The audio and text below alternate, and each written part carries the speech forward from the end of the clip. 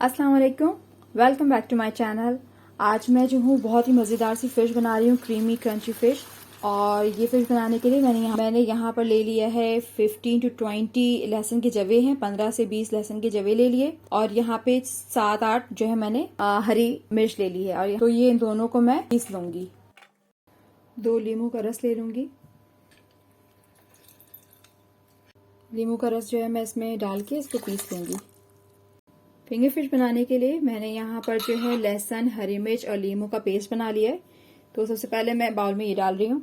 मैं यहाँ पे जो हूँ चीज़ क्रीम ले रही हूँ, तो आप कोई सा भी चीज़ क्रीम ले लें। मैं यहाँ पे 2 टेबल स्पून भर करके चीज़ क्रीम के डाल रही हूँ।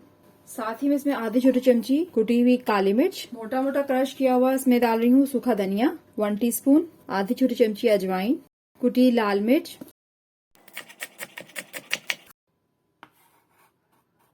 1 टेबल स्पून जो है बारीक कटा हुआ सोया, 1 आधा डंडा, नमक हस्बे जरूरत, 1 टीस्पून भुना पिसा जीरा, 1 चुटकी डाल रही हूँ लेमन सॉल्ट। यहाँ पे मैंने 1 टेबल स्पून कॉर्नफ्लोर डाल दिया है।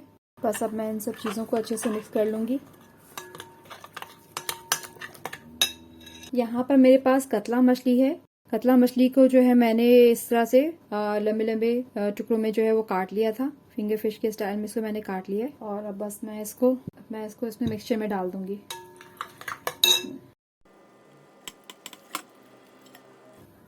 अब इसको मैं अच्छे से मिक्स कर लूंगी हाथ से।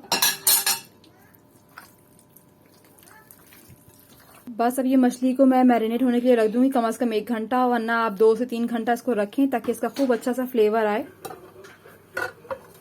मैं जो है खूब अच्छे से क्रिस्पी करने के लिए इसमें राइस पाउडर डाल रही हूँ 1 टेबल स्पून। फ्राई पैन में तेल गरम हो गया है। अब मैं इसमें फिश डाल दे रही हूँ।